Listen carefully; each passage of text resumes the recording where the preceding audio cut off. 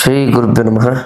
ವೀಕ್ಷಕರೇ, ಇವತ್ತಿನ ಈ ಒಂದು ವಿಡಿಯೋದಲ್ಲಿ ನಾನು ನಿಮಗೆ ಮಿಥುನ ರಾಶಿಯವರ ಶ್ರಾವಣ ಮಾಸ ಸಂಪೂರ್ಣ ಮಾಸ ಭವಿಷ್ಯವನ್ನು ತಿಳಿಸ್ಕೊಡ್ತೇನೆ. ಅದಕ್ಕಿಂತ ಮುಂಚೆ ನಮ್ಮ ಒಂದು ಚಾನಲ್ಗೆ ಯಾರು ಹೊಸದಾಗಿ ಬಂದಿರ್ತಾರೋ ಈ ಕೂಡಲೇ ಭಕ್ತಿಯಿಂದ ಲೈಕ್ ಮತ್ತು ಸಬ್ಸ್ಕ್ರೈಬ್ ಮಾಡ್ಕೊಳ್ಳಿ. ಮೊದಲನೇದಾಗಿ ವೃತ್ತಿ ಮತ್ತು ಉದ್ಯೋಗದ ಕ್ಷೇತ್ರದ ಬಗ್ಗೆ ನೋಡೋದಾದ್ರೆ, ಯಾರೆಲ್ಲ ಸಣ್ಣ ಪುಟ್ಟ ದಿನಗೂಲಿ ಕೆಲಸವನ್ನು ಮಾಡ್ಕೊಂಡು ಬರ್ತಿದಾರೋ ನಿರಂತರ ಕೆಲಸದ ಅವಕಾಶ ಸಿಗುತ್ತೆ.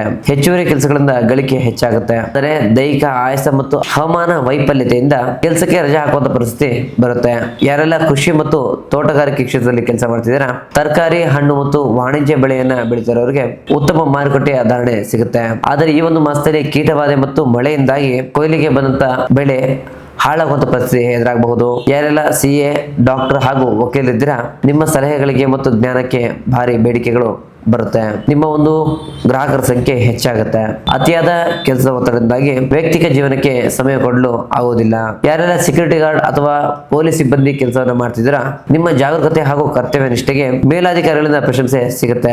ಆದರೆ ನಿದ್ರಾಹೀನತೆ ಮತ್ತು ಅನಿಯಮಿತ ಆಹಾರ ಪದ್ಧತಿಯಿಂದ ಆಯಾಸ ನಿಮಗೆ ಹೆಚ್ಚಾಗಬಹುದು. ಯಾರೆಲ್ಲ ಕ್ರಿಯೇಟಿವ್, ಮಾಧ್ಯಮ ಮತ್ತು ಫ್ರೀಲಾನ್ಸ್ ಮಾರ್ಕೆಟಿಂಗ್ ಮಾಡ್ತಿದ್ದೀರಾ, ನಿಮ್ಮ ಮಾತು ಜನರನ್ನ ಆಕರ್ಷಿಸುತ್ತೆ. ಆದರೆ ನೀವು ನಕಲಿ ಆಫರ್ಗಳಿಂದ ಹಣವನ್ನ ಕಳೆದುಕೊಳ್ಳಬಹುದು. ಇನ್ನು ನೀವು ಯಾವುದೇ ಮುಂಗಡ ಹಣವನ್ನು ಅಡ್ವಾನ್ಸ್ ಅನ್ನ ಪಡೆದೇ ಯಾವುದೇ ಒಂದು ಪ್ರಾಜೆಕ್ಟ್ ಗೆ ಕೈ ಹಾಕಬೇಡಿ. ಹಾಗೆ ಅದರಲ್ಲಿ ಇನ್ವೆಸ್ಟ್ ಕೂಡ ಮಾಡಬೇಡಿ. ಆರ್ಥಿಕ ಸ್ಥಿತಿ ಬಗ್ಗೆ ನೋಡೋದಾದ್ರೆ, ಒಂದಕ್ಕಿಂತ ಹೆಚ್ಚು ಮೂಲಗಳಿಂದ ಆದಾಯ ಒದಗಿ ಬರುತ್ತೆ. ಶೇರ್ ಮಾರ್ಕೆಟ್ ನಲ್ಲಿ ಮತ್ತು ಟ್ರೇಡಿಂಗ್ ನಲ್ಲಿ ಈ ಹಿಂದೆ ನೀವು ಹೂಡಿಕೆ ಮಾಡಿದ್ರೆ ಉತ್ತಮ ಲಾಭವನ್ನು ಈಗ ಕಾಣ್ತೀರಾ. ಆದರೆ ಬಂದ ಆದಾಯವನ್ನ ಕನಿಷ್ಠ 20 ಭಾಗನಾದ್ರೂ ನಿಮಗೆ ಕನಿಷ್ಠ 20 ಭಾಗವಷ್ಟಾದ್ರೂ ನೀವು ಉಳಿತಾಯವನ್ನ ಮಾಡಬೇಕಾಗುತ್ತೆ. ಇನ್ನು ವ್ಯಾಪಾರ ಮತ್ತು ವ್ಯವಹಾರ ಮಾಡೋರಿಗೆ ಎಲೆಕ್ಟ್ರಾನಿಕ್ಸ್, ಸ್ಟೇಷನರಿ, ಪೂಜಾ ಸಾಮಗ್ರಿ ಹಾಗೂ ಬಟ್ಟೆ ವ್ಯಾಪಾರಿಗಳಿಗೆ ಈ ಒಂದು ಶ್ರಾವಣ ಮಾಸದಲ್ಲಿ ಉತ್ತಮ ಲಾಭ ಅಂತಾನೆ ಹೇಳ್ಬೋದು. ಡಿಜಿಟಲ್ ಹಾಗೂ ಕಮ್ಯುನಿಕೇಶನ್ ಆಧಾರಿತ ಕ್ಷೇತ್ರಗಳಿಗೆ ಅತ್ಯಂತ ಸುವರ್ಣ ಕಾಲ ಅಂತಾನೆ ಹೇಳ್ಬೋದು. ಆಸ್ತಿ ಖರೀದಿ ಮತ್ತು ಮಾರಾಟದಲ್ಲಿ ಉತ್ತಮ ಕಮಿಷನ್ ನೀವು ಪಡ್ಕೋಬಹುದಾಗುತ್ತೆ. ಆದರೆ ಹೊಸ ಪಾರ್ಟ್ನರ್ಶಿಪ್ ಅನ್ನ ಸೇರಿಸಿಕೊಳ್ಳಲು ಇದು ಒಳ್ಳೆಯ ಸಮಯ.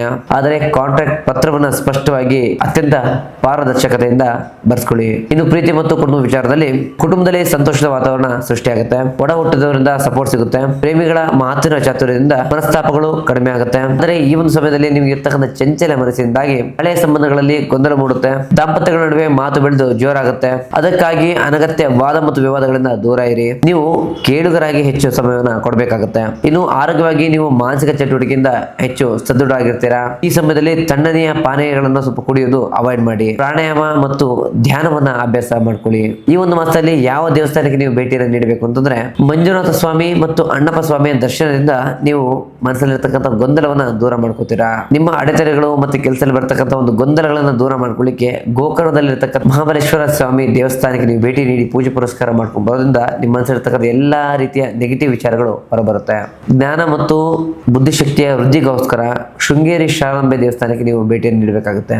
ಇನ್ನು ನೀವು ಪ್ರತಿ ಬುಧವಾರ ಗಣೇಶನಿಗೆ 21 ಗರಿಕೆಯನ್ನ ಅರ್ಪಿಸಬೇಕಾಗುತ್ತೆ. ಓಂ ಗಂ ಗಣಪತಿಯ ನಮಃ ಎಂಬ ಮೂಲ ಮಂತ್ರವನ್ನ ಪಠನೆ ಮಾಡಬೇಕಾಗುತ್ತೆ. ಈ ಒಂದು ಸಮಯದಲ್ಲಿ ನಿಮ್ಮ ಅದೃಷ್ಟ ಸಂಖ್ಯೆ ಏನಪ್ಪಾ ಅಂತಂದ್ರೆ 5 ಮತ್ತು 3 ಆಗಿರುತ್ತೆ. ಹಸಿರು ಮತ್ತು ಹಳದಿ ಬಣ್ಣ ಆಗಿರುತ್ತೆ. ಮುಖ್ಯವಾಗಿ ಈ ಒಂದು ರಾಶಿಯವರು ಈ ಒಂದು ಸಮಯದಲ್ಲಿ ಅತಿಯಾದ ಕಡು ಕೆಂಪು ಬಣ್ಣವನ್ನ, ಅತಿಯಾದ ಕಪ್ಪು ಬಣ್ಣವನ್ನ ಅವಾಯ್ಡ್ ಮಾಡ್ಕೊಂಡು ಬರ್ಬೇಕಾಗುತ್ತೆ. ಇದರಿಂದ ನೆಗೆಟಿವ್ ನಿಮ್ಮಿಂದ ಸ್ವಲ್ಪ ದೂರ ಹೋಗುತ್ತೆ. ಒಟ್ಟಾರೆಯಾಗಿ ಇದಾಗಿತ್ತು ಮಿಥುನ ರಾಶಿಯವರ ಶ್ರಾವಣ ಮಾಸದ ಸಂಪೂರ್ಣ ಮಾಸ ಭವಿಷ್ಯ. ಹಾಗೆ ನಮ್ಮ ಒಂದು ವಿಡಿಯೋ ಇಷ್ಟ ಆಗಿದ್ರೆ ಲೈಕ್ ಮಾಡಿ, ಶೇರ್ ಮಾಡಿ ಮತ್ತು ಸಬ್ಸ್ಕ್ರೈಬ್ ಮಾಡಿ. ಇನ್ನು ನಿಮ್ಮ ಜೀವನ ಇರತಕ್ಕಂಥ ಯಾವುದೇ ಕಠಿಣ ಗುಪ್ತ ಸಮಸ್ಯೆಗಳ ಪರಿಹಾರಕ್ಕೋಸ್ಕರ, ನಮ್ಮ ನೇರ ಭೇಟಿಗೋಸ್ಕರ ಸ್ಕ್ರೀನ್ ಮೇಲೆ ಕಾಣ್ತಕ್ಕಂಥ ನಂಬರ್ಗೆ ಕರೆ ಮಾಡಿ ನಮ್ಮನ್ನು ಅಪಾಯಿಂಟ್ಮೆಂಟ್ ತೆಗೆದುಕೊಂಡು ನೇರ ಭೇಟಿಯಾಗಿ ನಿಮ್ಮ ಸಮಸ್ಯೆನ ಪರಿಹಾರ ಮಾಡ್ಕೊಳ್ಳಿ.